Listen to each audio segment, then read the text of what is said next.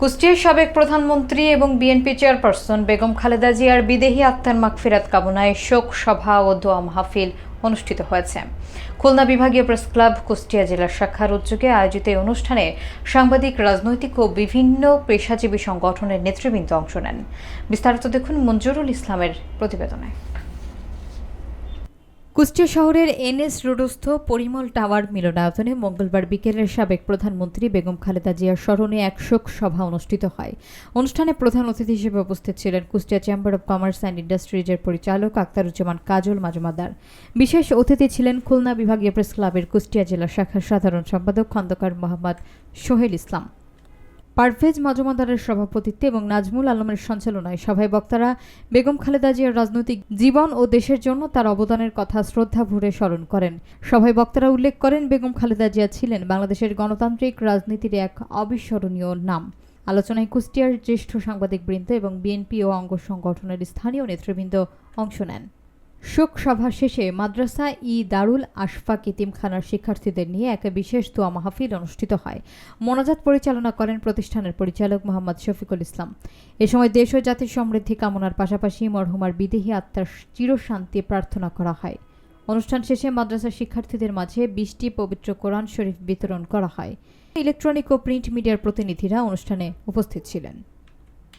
আমার এখানে এসেছেন, আমাদের এই অনুষ্ঠানকে সাফল্যমণ্ডিত করছে যারা অতিথি হিসাবে তাদেরকেও ধন্যবাদ এবং কৃতজ্ঞতা জ্ঞাপন করে আমি সবাইকে ধন্যবাদ করে আমি আমার সংক্ষিপ্ত বক্তব্য বসে ধন্যবাদ। বাংলাদেশের তিনবারের প্রধানমন্ত্রী হিসাবে এবং তার শাসনামল থেকে শুরু করে এবং বৃহত্তমীয় যে নেতৃত্বমী নেতা ছিলেন, তারপরে যে নির্যাতন, তার উপরে যে কষাঘাত, যে জুলুম, বহু কিছু ঘটেছে। প্রেক্ষাপট পরিবর্তনের পরে সবচেয়ে আশ্চর্য বিষয়, উনি কোনো অভিযোগ আনেননি। উনি কারোর বিরুদ্ধে কোনো অভিযোগ আনেননি। উনি শুধু এটুকু বললেন, আপনারা ধৈর্য ধরুন, রাষ্ট্রীয় সম্পদ নষ্ট করবেন না। এটা বিশাল মহানুভবতা। খালেদা জিয়া প্রধানমন্ত্রী ছিলেন, তার বাড়ি নাই, জায়গা নাই, ঘর নাই, স্বর্গের জায়গায় তাকে অন্যায়ভাবে জুলুম করে দুর্নীতি পরায়ণ মহিলা যেভাবে তাকে নিষ্পেষিত করেছে, অপমানিত করেছে, লাঞ্ছিত করেছে, পৃথিবীর ইতিহাসে বিরল। কুরআন শরীফের সূরা আল ইমরানের 26 নম্বর আয়াতে আল্লাহ রাব্বুল আলামিন বলছেন, আল্লাহ যাকে ইচ্ছা ক্ষমতা অধিষ্ঠিত করে, যাকে ইচ্ছায় ক্ষমতা থেকে বিতাড়িত করে, যাকে ইচ্ছায় সম্মানিত করে, যাকে ইচ্ছায় লাঞ্ছিত করে। তার জ্বলন্ত প্রমাণ আপনারা দেখলেন আমাদের দেশে। খালেদা জিয়ার রাজনীতি নিয়ে আমাদের স্মৃতি, সেই কারণে আমরা অত্যন্ত মর্মাহত 30শে ডিসেম্বর বেগম খালেদা জিয়া মৃত্যুবরণ করায়। তার অনেক ইতিহাস অনেকে বলেছেন, আসলে ইতিহাস বলে শেষ করা যাবে না। বেগম খালেদা জিয়া ছিল এদেশের মানুষের ঐক্যের প্রতীক। তিনি ছিলেন এদেশের সাধারণ মানুষের, খেটে খাওয়া মানুষের নেত্রী। উনি ছিলেন এদেশের আপসীর নেত্রী, 3বারের প্রধানমন্ত্রী। ওনার গুণাবলী তো শেষ করা যাবে না বলে আমরা এই প্রোগ্রামটা করছি। তা আসলে দীর্ঘদিন কিন্তু যেটা বললো, ওই 85 সাল থেকে দলের সাথে আছে, আমরা একসাথে আমরা তো জিয়াউর রহমান সাহেবকে দেখি নাই, কিন্তু তার আদর্শই অনুপ্রাণিত হয়ে আমরা এই জাতীয়তাবাদী দল বিএনপি রাজনীতির সাথে ছিলাম। আমরা দীর্ঘদিন 86 সালে যে আন্দোলন তখন কিন্তু আমাদের নেত্রী তিনি যেভাবে আন্দোলনটাকে সামনে ওই সময় এত আন্দোলন এরকম বিভিন্ন সময় তার যে কষ্ট ত্যাগ এই দলের জন্য আজকে দলটাকে কোথায় নিয়ে গেছেন, একদম জিয়াউর রহমান সাহেব দলটাকেই করে গেছেন, কিন্তু মূল মানে জিনিসটাকে কিন্তু আমাদের নেত্রী এবং খালেদা জিয়াই কিন্তু আজকে এই দেশে চলে গেছে। আপনারা বিভিন্ন পৃথিবীর বিভিন্ন দেশ থেকে আসছে, আর জানা যায় এরকম লক্ষ লক্ষ মানুষ কিন্তু এটা পৃথিবীর ভিতরে এত বড় জানাজার হয় নাই, এটা শোনা কথা।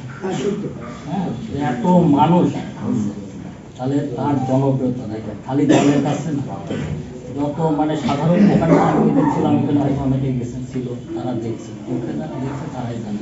মানুষ আর মানুষ, শহরের মনে হয় কোনো জায়গায় বিন্দু মাত্র পা ফেলার কোনো জায়গা ছিল না। আর মানুষের কান্না দেখলে যারা এখানে আছে তার সম্পর্কে আসলে সাধারণ মানুষ পর্যন্ত হাওয়া হয়ে যায়। সবাই আমরা টিভিতে দেখছি বিভিন্নভাবে। আসলে আমাদের নেত্রী যেভাবে দলটাকে এখানে নিয়ে আসছে এবং বিগত এই 17টা বছর, সবচেয়ে বড় কথা, আগে তো রাজনীতির একটা বিষয় ছিলই, কিন্তু এই 17টা বছর তার উপর যে নির্মম নির্যাতন করা হয়েছে এই ফ্যাসিস্ট হাসিনা সরকার, সে তো মারা যায় না, তাকে মেরে ফেলা হয়েছে। তাকে স্লো পয়জনিং করে তাকে তিলে তিলে তাকে মৃত্যুর দিকে নিয়ে যাওয়া হয়েছে।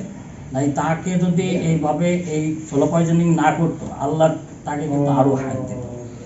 হ্যাঁ, কিন্তু তাকে এই সরকার বিভিন্নভাবে, এই যে দুর্নীতির কথা বলা হয়েছে, 2 কোটি টাকা ব্যাংকে রাখছে, এখন সেই টাকা হয়ে গেছে 8 কোটি, তাই না? কিন্তু আর কোনো মামলা কিন্তু খুঁজে পাওয়া যায় না।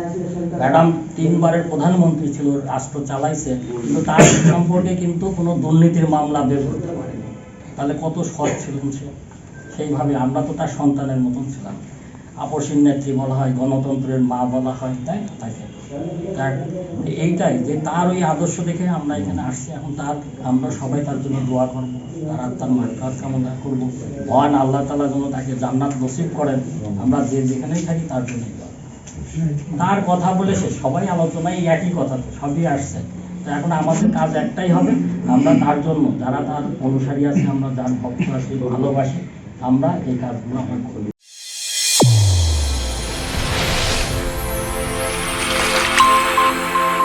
চ্যানেল A1 হৃদয় রেসপন্স।